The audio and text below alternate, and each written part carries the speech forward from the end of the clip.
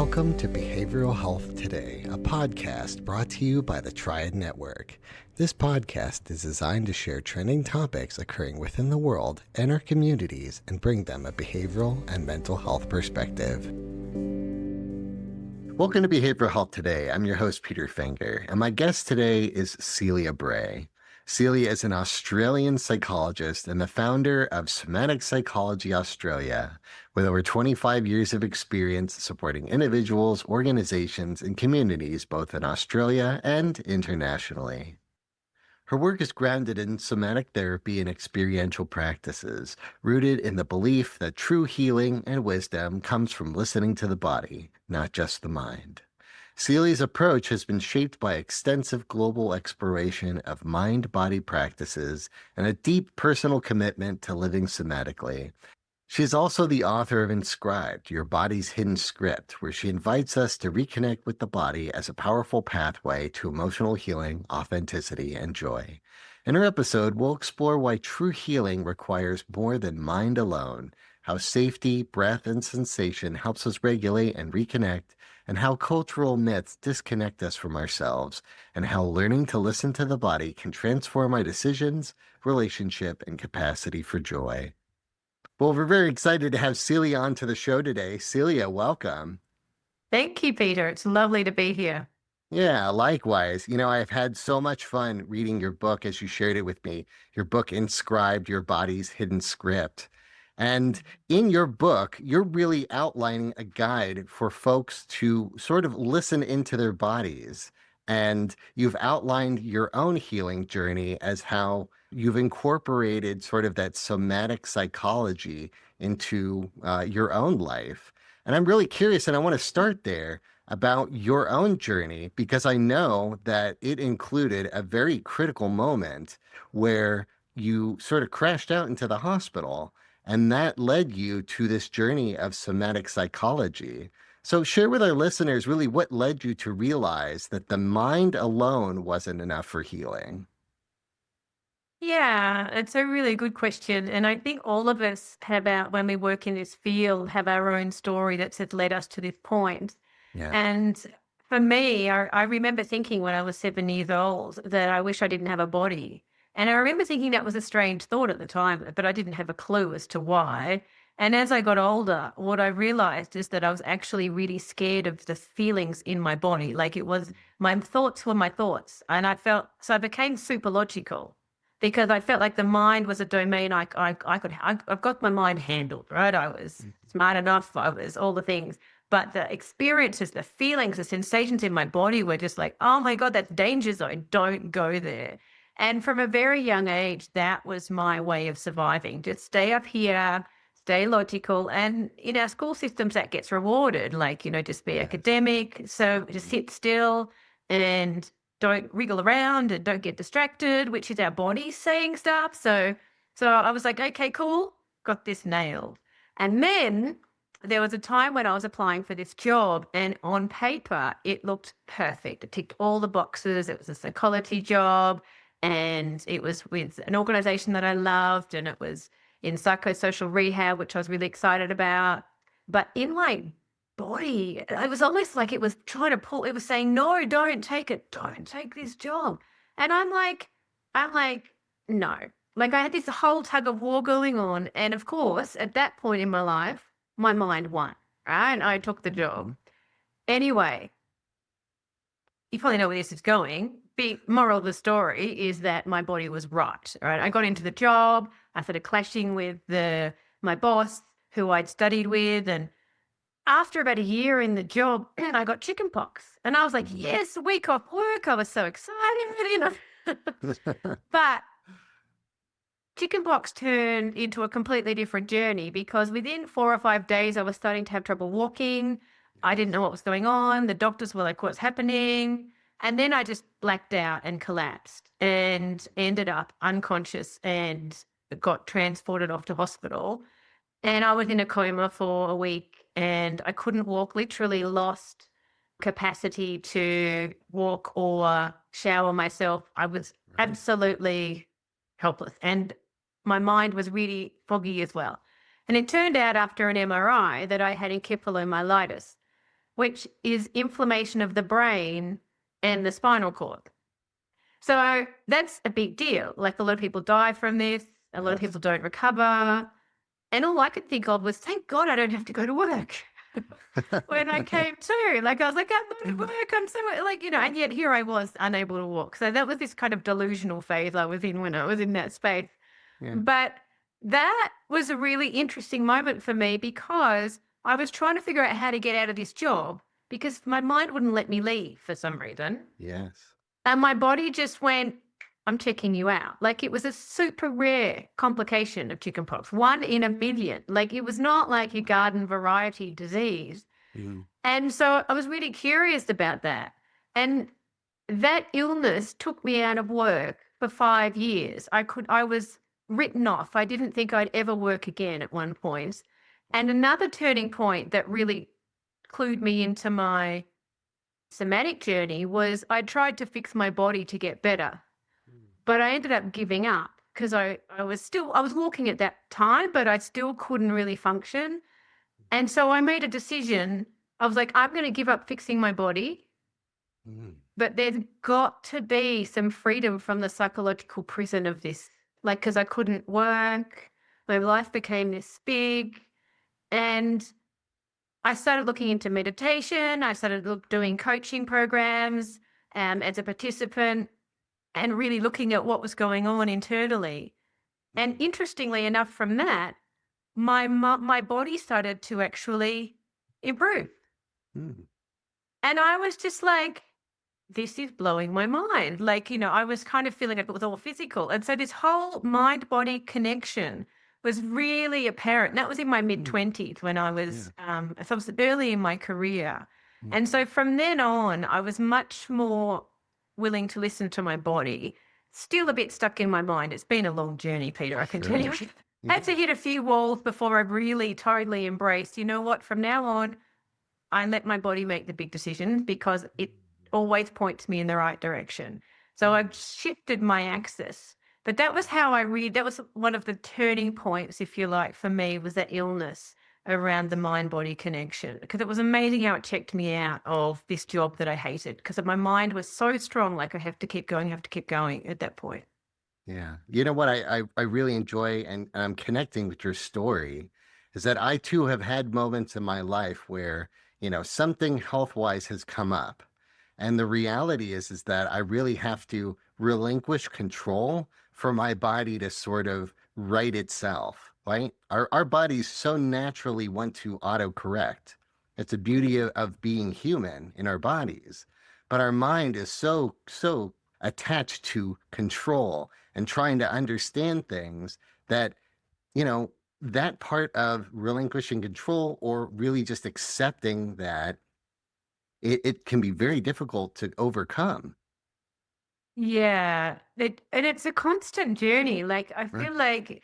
I feel like it's just constantly being willing to say, you know what's my body telling me right now? And Yes. bringing that into the conversation and then being going, okay, because my mind wants to have a plan, right? It wants to figure this stuff out. It wants to know what's going to come next. My body doesn't have a 5-year plan. It just doesn't. It's like in this moment, this doesn't feel right. And Mm. I'm like, but in my mind, this works. And Right. I am just going, okay, now let me check in because there's a couple of really important points here. Mm. Your body is totally pro health. Like it's a natural organism, like a plant, like anything in nature. Like it just it's trying to guide us into what's going to give us our healthiest version of ourselves. We're not taught that in school about our bodies. We're kind of taught it's just this thing that carts us around. So to listen to it really helps heal emotions and work through issues and make big decisions in life. But there's a catch because sometimes when something doesn't feel right, it can be either one of two things. One is that it isn't right, and the other is that it's actually an old trauma trigger. Mm. Hmm. Doesn't suit us. So it could be this doesn't feel right because I'm really anxious about going into groups, or this doesn't feel right because when I tried to depend on someone in the past, I got let down, so I'm not going to let myself go through that again. So it's sometimes hard to differentiate between what's an authentic, yes, this is right for me, and what is actually the past. But they're both good news because even if it's a past thing, it's your body trying to tell you this needs healing. It's your body showing you that actually this is limiting you right now, limiting me. I was Mm, hyper independent as a child. mm, I wouldn't even let my first boyfriend buy me a cup of coffee. I was like, I'm not going to owe anybody anything. I was that independent. And so yes. I was like this. I was blinkered. I was terrified of depending on people. Mm, Then I went into hospital, ended up getting sick, mhm, had nurses showering me. I was totally dependent. And that was a lesson I needed to learn. So this mm, hyper independence of I can't depend on anybody is actually showing me that's a trauma that needs to be healed, mhm. as opposed to what's right for me. So yeah, it's kind of like learning how to differentiate. But either way, Sure. your body's on your side. Yeah. Yeah. And you know what? As I've read your book, you do a very nice job of establishing the work ahead. I don't think that you're sort of sugarcoating this where it's like, well, all I have to do is just tune into my body. You really explain, like, look, this is very difficult work. It is uncomfortable, but that is the work. When you start to feel the uncomfortable, that is the work to be done. And within practice, we can start to make that uncomfortable a little bit easier to get through. Yeah, Yeah. that is that's right. Because what we don't necessarily realize when our lives are just going on is that our ability to be with the uncomfortable absolutely dictates our life. Mm, It's like, I don't want to feel this way, so I'm going that way. I don't mhm, want, like from the career, from the person that we choose to be with, mhm. and from our own emotions. I don't want to feel my anger. So I'm going to choose somebody that's never going to challenge me in a relationship because Mm. I can't be with the uncomfortableness. Uncomfortable. So if you can be with the uncomfortable sensations in our bodies, if we can do that, we have such a freedom Mhm. to choose so many different ways of responding to life, to be able to feel all of life, to not be having the avoidance run us. Mhm. And so a lot of people that come to therapy or as professionals we work with come because they're bumping up against life demands more of me than my capacity to function is allowing me to. And it's a Mhm. lot because I can't handle what I'm feeling. And therefore, I've not been able to in the past make different choices. And through the therapy and the work we do, we try to help people broaden those capacities to choose. But we can't do it without using the working with the body because the mind by itself is fantastic to a point. But when it comes to those emotional responses and the sensations in our body, we need to learn how to be with them, but be with them safely. And that's the Mhm. important thing. It's not to be overwhelmed. So that's the work. It is hard work. It is constant work. It is lifelong, but it is amazingly rewarding. Yeah, I so appreciate you giving that perspective. And one of the ways that I've also maybe heard that perspective is that people are living with intention or with the guidance of avoidance, right? When I feel avoidance in my body, that's something I can lean into. And like you said, that sort of your body as your compass, as you've described it, Mhm. that is sort of like living with intention in that way. Yeah. Yeah. And it's honestly, it takes courage. Mm. It takes humility. It Mhm. takes, that feeling that you have when you hurt someone else's feelings and the sensation for me, the sensations in my body are awful. Mhm. Like I don't want to be with that. So then I want to blame the other person.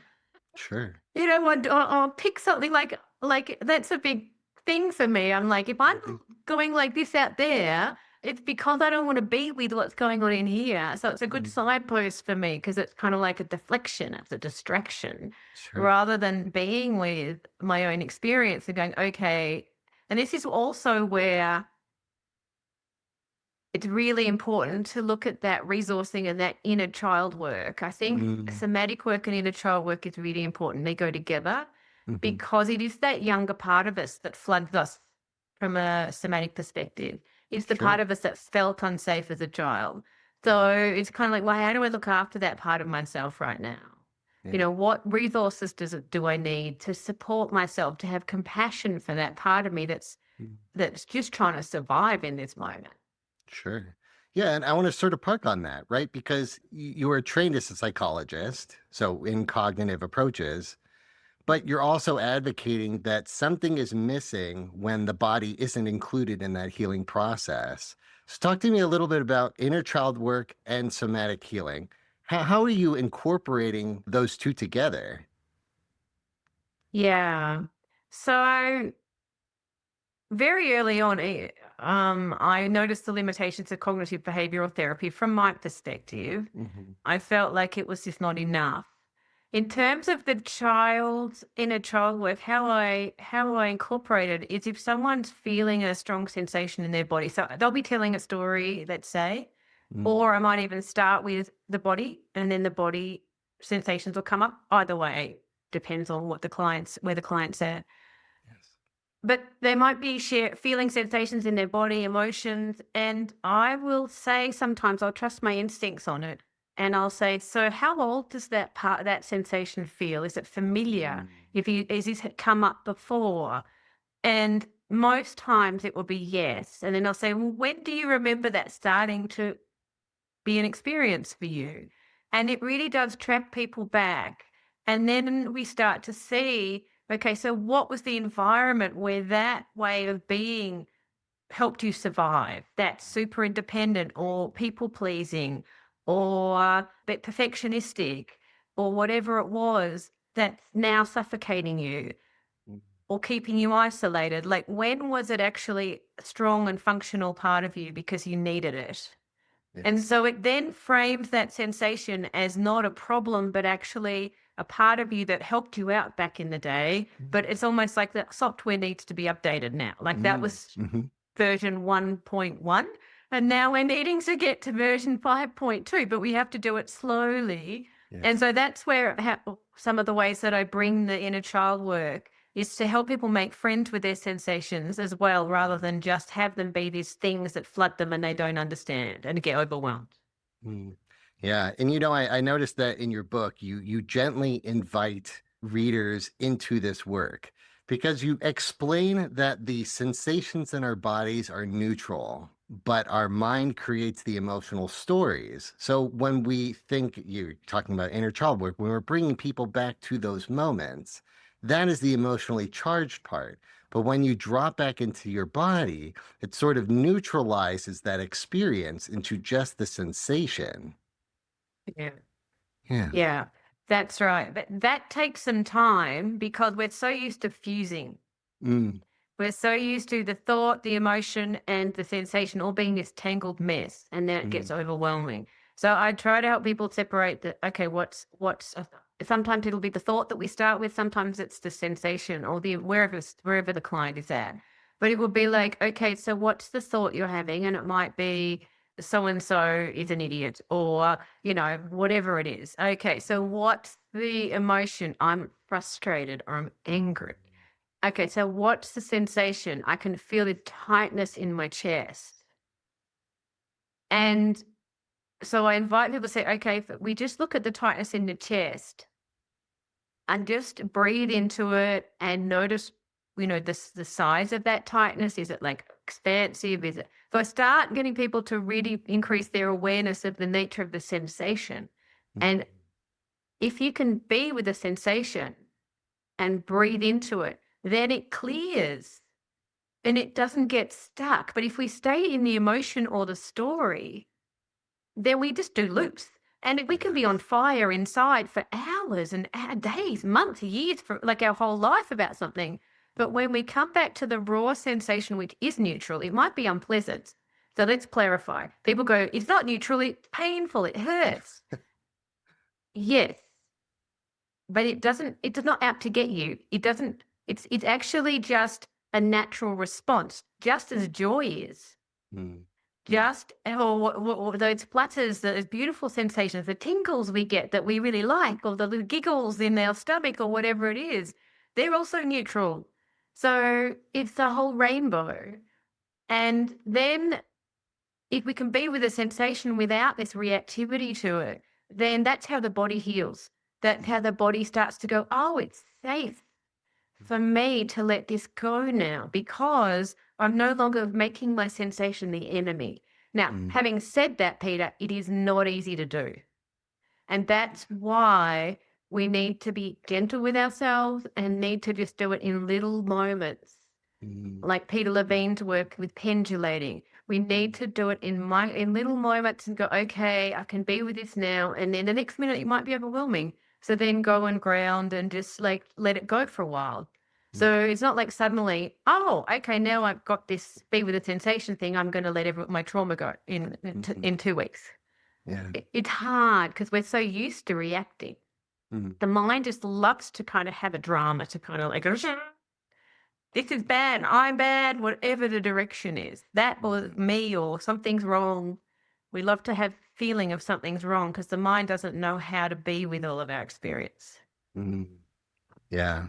Yeah. And one of the interesting things that I was reading in your book was when you were describing these sensations, right? Tightness in our chest, palpitations in our body, um, pain and different degrees, right? Is it a sharp pain or is it a dull, aching pain? It really got me to understand that we don't really have a good vocabulary for the sensations in our bodies.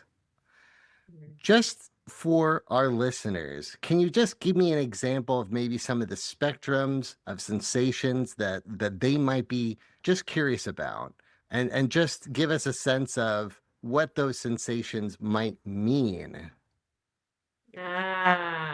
Listen to that. What the sensations might mean. That's where the mind wants to be. That's Mm, the interpretation of the mind. mm, Okay, so what I want to say is that the sensations don't mean anything. They're just organisms. They're literally cells in our body moving around. mhm, They're unpleasant and they're all pleasant. And then we get overwhelmed by them if they're unpleasant and never want to feel that again. And then there's a situation where that might have happened. So then we make it mean if someone raises their voice, right? I can't cope because those mm, sensations flood up, as opposed to someone raised their voice. I felt unpleasant sensations, but I'm actually safe. I know I'm safe. And there's unpleasant, and then I can stay in the conversation. mm, But to come back to your original question about what sensations. So if you just think right now, if you feel your feet on the floor, right, you can feel the contact of your feet. And you'll notice there are different sensations in your heel, like perhaps there's a sense of pressure or maybe warmth, maybe coolness. mm, But if you move your awareness to the front of your foot and your toes, you might notice tingling. You'll notice there's not so much pressure on the arch of your foot as there is on the heel and on the ball of your foot. Like it's a whole world just in the foot. You might notice some tension. You might notice pressure from the shoe or whatever it is you're wearing. So, and then you just can move up your whole body and notice like there's things like tingling and pulsing more. So you've got things on the surface of your skin, mhm, and one's not better than the other. Some people think, oh, I need to go deep. No, no, no. A sensation is a sensation. So there's tingling in my fingers right now. There's pulsing. I can feel pulsing in my feet.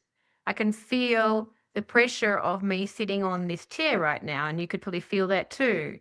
yes. And actually, that's something I used to ground people. I'm like, give yourself full weight to the chair right now. Feel that, Mm, and feel like lean back into that. Let yourself feel that back of your chair. So that can be resourcing. And in our heads, it's so interesting. I had a client. I was doing a body scan, and he was like, I've done this sort of thing before, but I never included my head. huh, Sensations in your head, like and mm, literally, like what does your brain feel like? mm. In Wow. your head, does it feel heavy? Like does it feel like it does it zip, zip, zip? Does it feel like it's achy across, like across Mm, here? Or, there's a pain in your lower back. All of them are sensations. mm, And what happens is we have stories about them. Oh, I've got a pain in my lower back because I hurt myself when I fell, blah, blah, blah, blah. That may be true. But from a somatic perspective, the question I'll be asking someone potentially is, if you let go of that story right now, what does your back want to tell you? What does it have to say? How does it want to move? How does that sensation want to move? Mm, And does it want to curl up? Does it want to expand? Because, does it kind of just want to scream? "Arr!" Like just mm. letting that sensation have a voice without the story called, I'm going to dismiss this sensation because I know it's been from this accident I had. So I'm not going to listen to it. So that I really want to come back to the actual sensation, no matter what the story is in this moment, and let it have its say. Yeah, wow. Yeah, it's a very different process of thinking than I am familiar with. Again, I'm just thinking about, my own experiences the other day. I'm at a show and I'm, sitting down in the chair, my back is aching. And I didn't even Mhm. think about what my back might be saying right now in this moment of how it wants to move or change Yeah. position. So it really creates kind of a different dialogue with my body. That's right. And it's a dialogue of curiosity and teamwork and Mm, compassion. It's like my mm, back's actually a little uncomfortable right now. Okay, well, what does it need? Like just to treat all of the parts of you as your friend. mm, Because they're all trying to help. I mean, our bodies cart us around. They put up with a lot of what we eat. They put up with us not doing all the exercises we're supposed mm, to do. Like they're trying their very, very best. mm, And even the bodies that don't function well, where people have got illnesses, like I've had clients who have really kind of tapped into illnesses and really recognized that even the illness is not like the illness is trying to tell them something. mm, Like mm. about at what point are you going to prioritize yourself? Yes. Like at what point are you going to stop pushing? Hmm. At Yeah. what point are you Sickness going to is our start chance to listening slow to me? down. Yeah. At Yeah. what point are you going to start listening to me? Because your mind is constantly, and Hmm. the body's like, no, I can't keep up. Like, I'm trying, but I can't. We need to stop. We need to reset. Mm. Yeah. Yeah. Yeah, I think it's such a beautiful dialogue that can be happening with our bodies if we're just open to receive it. So I know the first part of your book is really just trying to understand that language, right? And trying to understand that our body has a voice, and when we tune into it, we can communicate with our bodies a little bit differently. You're right. We don't always treat our bodies in the best way. We don't eat right. We don't might not necessarily exercise, but when we can kind of tune into our bodies, not only are you bringing us into the present, but you're also trying to encourage that there is a safety that we can cultivate within our body. So talk to me a little bit about that sense of safety and why that is essential before going deeper into more emotional or traumatic stories that we tell ourselves. Yeah. The safety piece is the critical piece. Mm, And it's really sad that we don't feel safe in our bodies because we're born in one. It's the only home we've got for these number of years that we're on this planet. yeah. And yet we have these views of our bodies like we don't like this part, we don't like that, whatever Mm, it is, or we don't want to feel this or that. And also, our bodies are the most amazing tool to learn about life. Like as children, little children are use their whole bodies to learn about everything. They might be eating sand or whatever, but their whole body is part of how they learn about the world.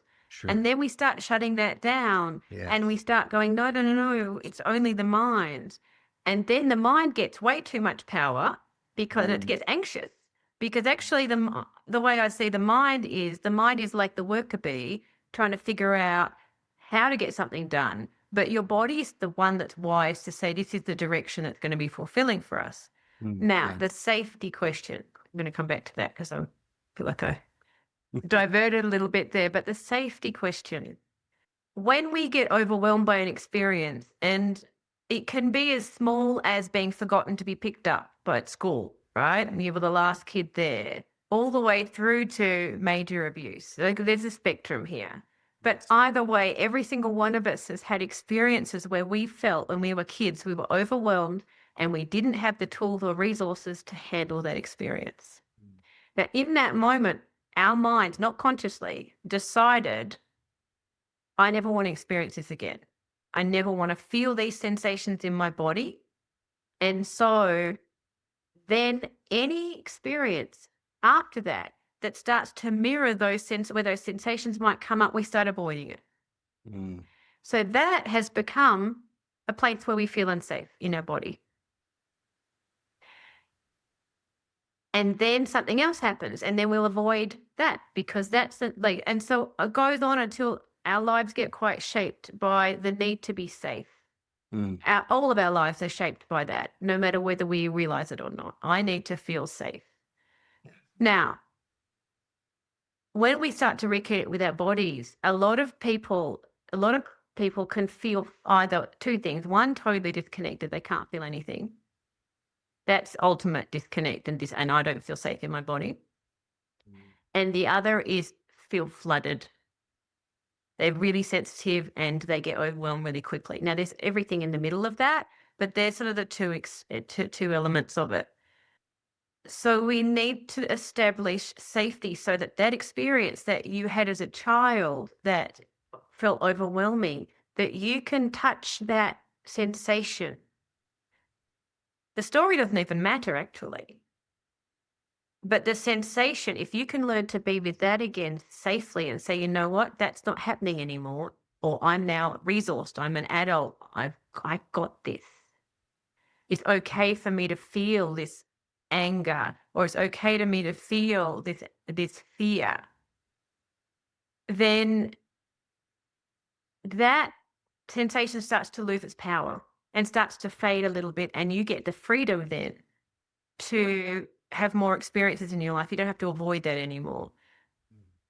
But it's about feeling safe to touch that unpleasant sensation. And that takes grounding, it takes breathing techniques, it takes going out in nature and just feeling the sun on your skin, like getting to know your body. It takes time to feel safe for all of us. I don't think there's anyone that instantly is going to go, right, I'm okay with every experience I have.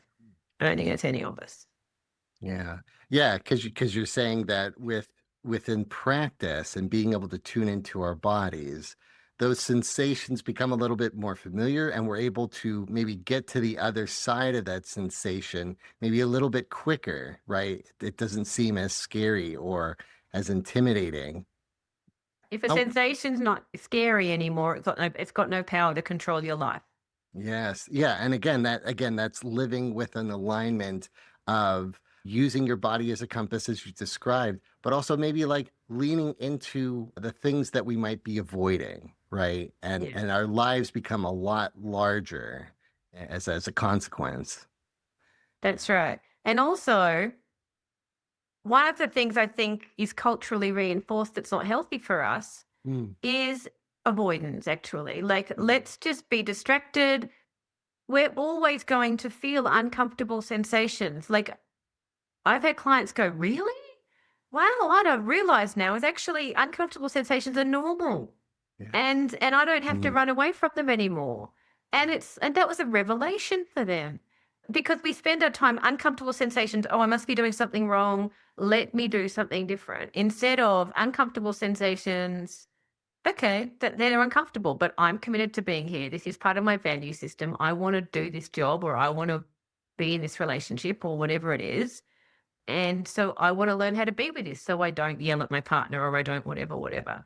So I don't check out because I'm overwhelmed whenever, I hear something happen.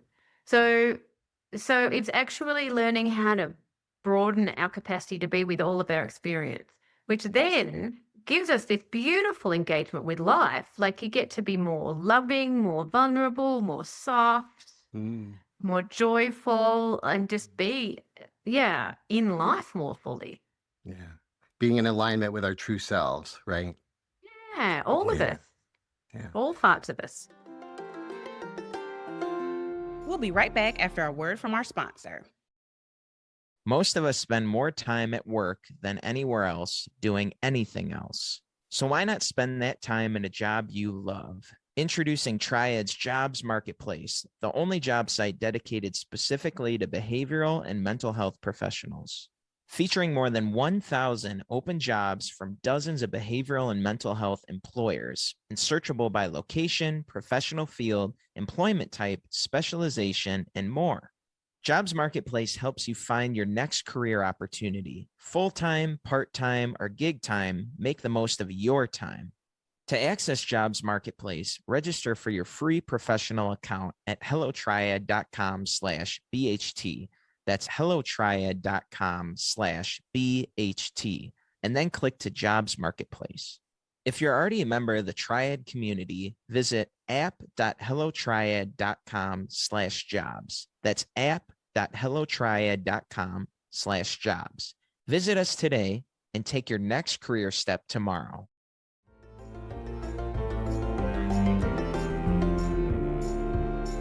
You know, you've already given us a few of these cultural myths already, like pushing through or valuing ourselves through productivity.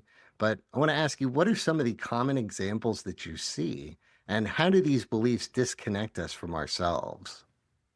Yeah, such a great question. So, one of the beliefs is that my body's a machine that just gets me from A to B, Mm, and my mind is actually what's valuable. So, the mind being the valuable part of us, very destructive myth. Costs us our heart, our vitality, our mm, connection with others. And it makes us efficiency driven because that's a mental construct. Our bodies mm. don't give us stuff about efficiency, actually. So, that's one of the myths. The other myths that we have, and Gabor Mate talks a lot about this. I just love his work. Is the self-sacrifice. Mm, Like, I'm a good person if I am helping others, right? And I need to be selfless. And it's even reinforced with if you want to be happy, help other people and give, because that's what makes you happy. mm. Now, that's fine if you've got a full tank and you're resourced. But how many times have we all been like, oh, I can't, I'm exhausted. Self-sacrificing. Yeah, but I'll do it anyway. And then you end up resenting the other person. Yes. Yeah. Yeah, we've all done it, right? We've absolutely all done it. But that's a cultural myth that has us constantly depleted Mm-hmm. and feeling like we're a bad person if we prioritize our own well-being and our own balance. And our bodies absolutely are trying to say to us all the time, come back here, balance, please. Like, just pause for a moment. And then when you give from a full tank, and then the resentment's not there. Mm, So this is one of the myths that I see happen a lot. And yeah. the autoimmune diseases that Gabor Mate talks about, I've seen that a lot with people that like it's congruent with the clinical work that I do. I Yes. see that. So that's a really destructive myth that I see. And the work hard thing, like I am currently living in India at the moment, and it's too chaotic, right, to be efficient. Yeah.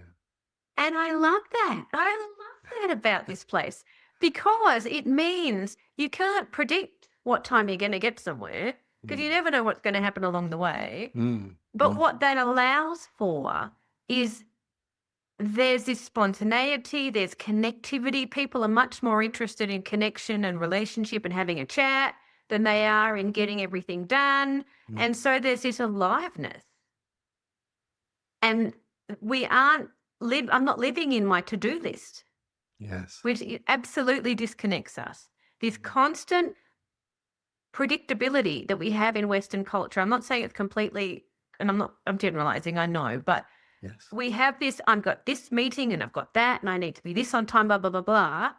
Sure, that sounds good, but it actually keeps us with a never-ending sense of inadequacy and not in our bodies Mm, because we're constantly feeling like we've got to get more and more done. In other cultures where it's a lot less predictable, you just got to surrender and just go be in the moment. And the body loves that because there's some presence. yes. Mm, And it's really nourishing in that way. So that efficiency drive we have is really disconnecting. Yes. Yeah. Yeah. It can be. And, all these practices really kind of go back to a sense of presence, bringing us back into that current moment, living with intention. There's actually something that's reminded me of, though. Yeah. Talk to me. One of the things that I think is a real struggle that I see with us aligning is this relationship we have with time. Mm, Like, if I say to people, you need to commit a certain amount of time to practicing being in your body. People are like, I don't have time. oh, yes. I don't have time. I can't do more than a 2-minute practice. I'm like, Mm, do you really think 2 minutes once a week is actually going to give you what you need? Is that the investment in you that you deserve? yeah. Like, we have this thing with time, which means we don't prioritize what nourishes us. And if you're going to do somatic work, like spoiler alert, you absolutely have to build a fence around your practices Yes. and make it part of your life, because so much of our life pulls us out of our body. Computers, technology, TV, busyness, it's all. So we have to protect coming back into our bodies. Otherwise, Mm, it's just too hard. And people don't want to do that because they're stressed. And I'm not saying that as a blaming people thing, but that's this whole busy, busy culture thing, which is really not helpful. yeah. Yeah. You even lay this out in your book, right? Of when we go into these practices, you want to create that fence where we're not confined by amount of time. It's really just being able to sit with that sensation and letting that sensation kind of dissolve. You use that word in the book. Let it dissolve in the time that it takes and not, be confined to 15 minutes of practice or something like that. Now, I know in the book you are actually outlining practices and you do kind of confine that 2 minutes because I think that that's just how our society works. And I think that that's a very nice, gentle introduction to it. But when people are doing these practices, how do you hope that they practice this? Yeah, it's a really good question. So the practices in the book are designed to help people come home to themselves. Yeah. So everything from a body scan, which is really increasing your awareness and your sensitivity to the sensations and learning how to be with them. And you don't need more than perhaps a 15-minute. That's fine for that. But if Right. you want to hang out with it for a little longer, that's great. But if you're feeling overwhelmed after 2 minutes, then 2 minutes is enough. Mm, So how to practice it is to trust your body. Your body will tell you. Don't think, oh, this is a 15-minute practice. I have to be here for 15 minutes. When you're overwhelmed after 30 seconds and you've got sensations that are coming up that are too big, your body knows. So it's like, okay, if I'm starting to feel a little overwhelmed, I'm just going to pause, ground again, and come back later. That 2 minutes, well, that 30 seconds is fantastic. That's enough. So really acknowledging every moment. And then there's practices in there that are about movement and dance, because not everybody's a meditator. Not everybody's going to sit there and can be in their own skin. I struggle with it a lot. So movement, conscious dance, things like that. Put some music on, but instead of having steps you have to learn and being all performance based, close your eyes, take a breath, and just go, how do my fingers feel like they want to move right now? And listen, like my mind is in my fingers right now. How do they feel the world? How do they want to move right now? And then let your arms follow that. And, and then your head. And so just really it's a very intimate practice, the movement meditation with the music, because you're connecting with yourself. It's mm, exquisite. So there's lots of different types of practices in it. And how to do them is just to be listening to your body and just pacing it in whatever feels like it's manageable for you. Yeah, I really appreciate the perspective. Again, we can get so critical on ourselves. There's a whole ego that we have to get through in order to, invite ourselves to practice. But when you take it in that sense and be gentle with ourselves and have Mhm. compassion, I think it really kind of reframes that whole practice, right? And really just giving yourself a chance to kind of come back into the present and really connect with our bodies in great ways that then can be built upon. You know, they talk about how meditation is a practice. Meditation can be really hard to be able to sit in silence, but you're also offering that there are many different practices that involve movement or involve music that too can invite this reconnection with our bodies. And, you know, for some, this is the first time that they're learning about it. Yeah, that's right. And the beautiful thing about it is it's what does your body crave and want to Mm, do? Like, and when do you feel resourced? Like sometimes someone will just look at the sky and just feel suddenly like, oh, I feel relaxed now. I feel like I can breathe. mm, Someone who might be lying on the grass. mm, You know, someone that might just be in a quiet corner where there's no, you know, it's just no noise, no whatever. Other people, it's like thumping, pounding music that's just like with a beat that's going through their whole body. So it's really how does your body want to be expressed? Because all of us have different stories and everybody has had its own journey, and so it's not one size fits all. So I offer quite a lot of grounding exercises before we go into the practices. And I'll say, find what works for you, because before you start this work, you need to know how to come back to safety. mm. And so that's the part of the exploration that we need to start with. And that's really important to be listening over here. Yeah. Wow. Yeah, we talked a little bit about, you know, integrating somatic awareness, but I'm kind of curious, how do you envision or maybe just imagine integrating this somatic awareness into everyday environments like workplaces or parenting? What might that look like? Yeah, that's a really great question. So if we talk about workplaces, Hmm. it's taking a moment to feel your feet on the ground. Mm, When you're feeling like you're getting a headache, you're like, okay, I'm getting a headache. I notice that sensation. And what is it like? Maybe I need to go for a walk right now. Maybe I need to go and get a glass of water.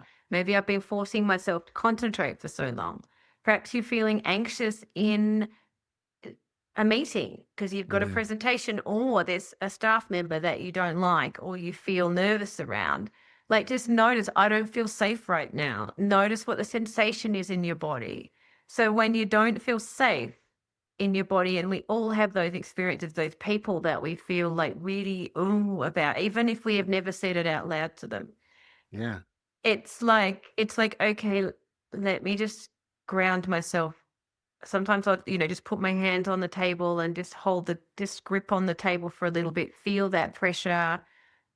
Again, press my feet into the ground, feel my breathing. So it's really just acknowledging and being gentle. Well, because it's most likely come from the past. It's most likely something that's not to do with this person, even if this person definitely feels annoying.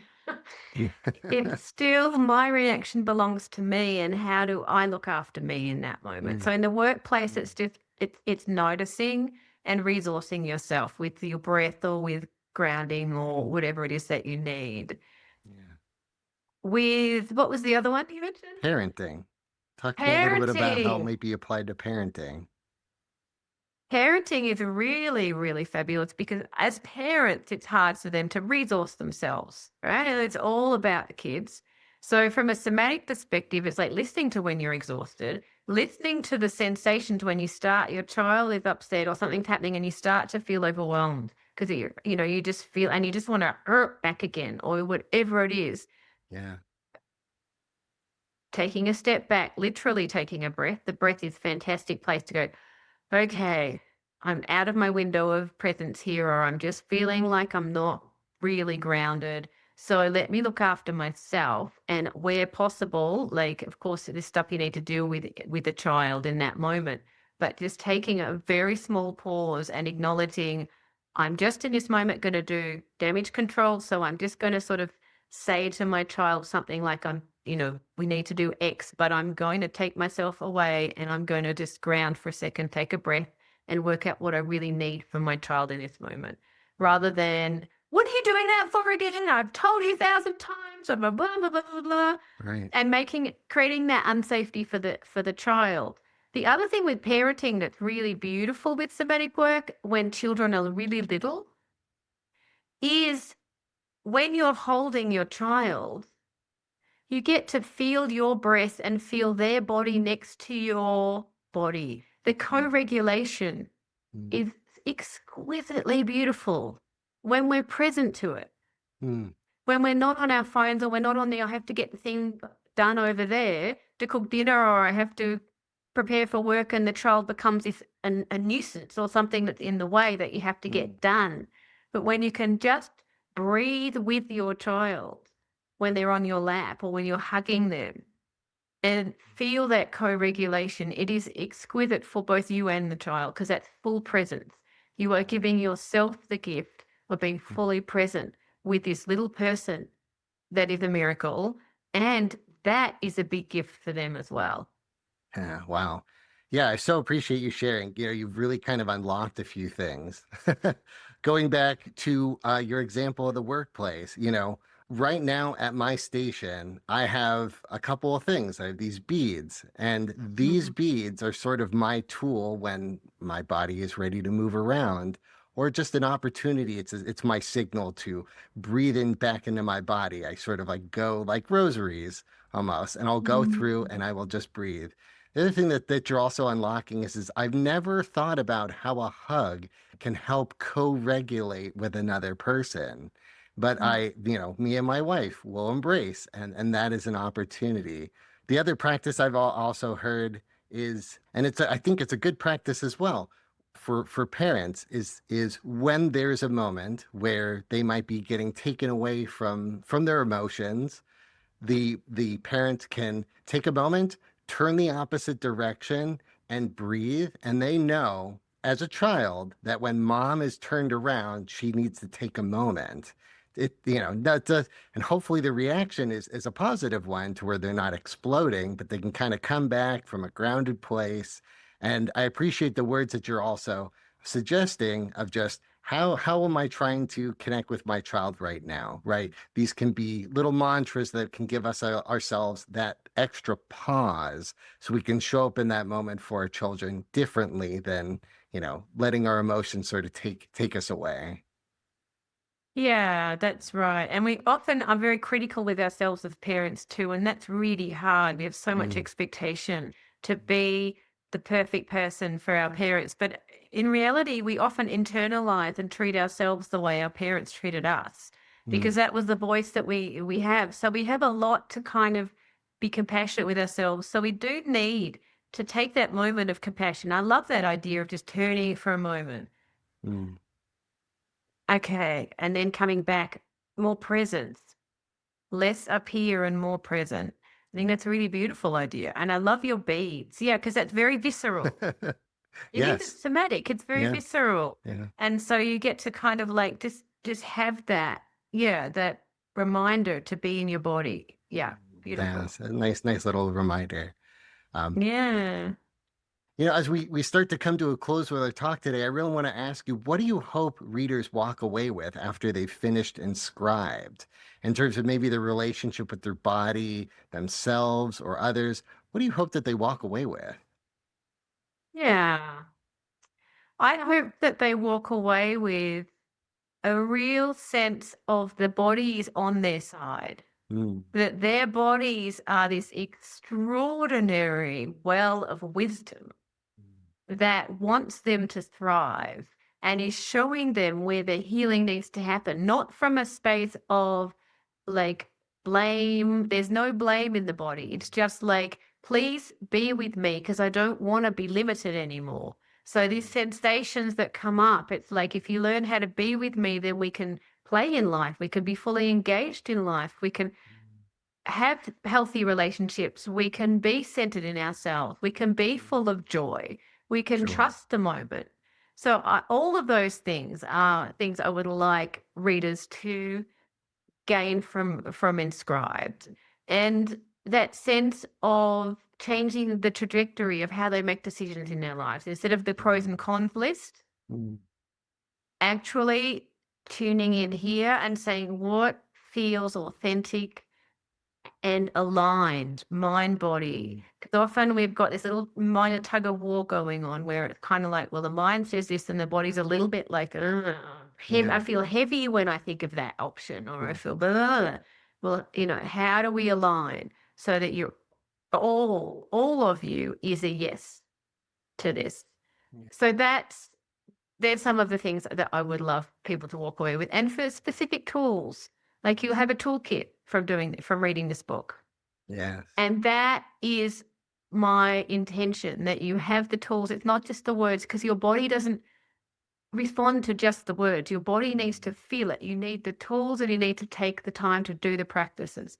So that's what I'd love you to get. So I so appreciate those words. And, I think about how we are designed with such intelligence, right? We are beautifully and wonderfully made. And along the way in our lives, we sort of get dinged up. But what you're offering is a path for us to sort of rediscover our true selves, right? When we can kind of tune back into the present, we can tune back into our bodies, we realign with our true selves, and we can experience the full spectrum of emotions, maybe without such intensity, but ultimately be able to experience more joy and fulfillment out of this. Yeah, that's really beautifully put. That's right. That authenticity. So this is a book around somatic healing, but it's actually mind, spirit, body integration. It's all of it. And that is the reality of being human, and that's the magic. But it doesn't happen until we feel fully connected to our bodies. Yeah. Thank you. As we wrap up today, where can our listeners learn more about you and your work and your book, Inscribed, Your Body's Hidden Script?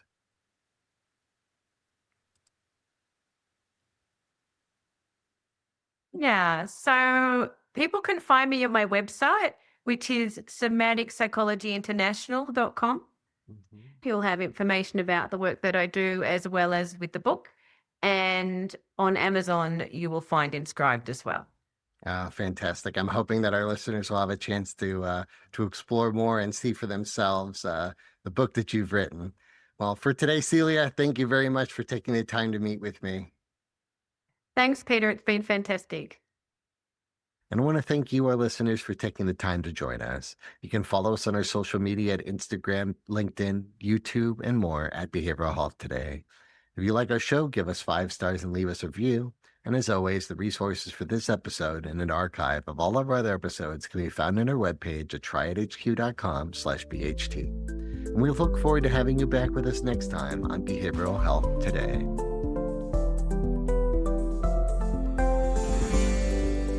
We appreciate all the support from our community, and if you like our show, one of the best ways you can support it is by giving us a 5-star rating and leaving a review. Behavioral Health Today is a podcast part of the Triad Behavioral Health Network, all rights reserved.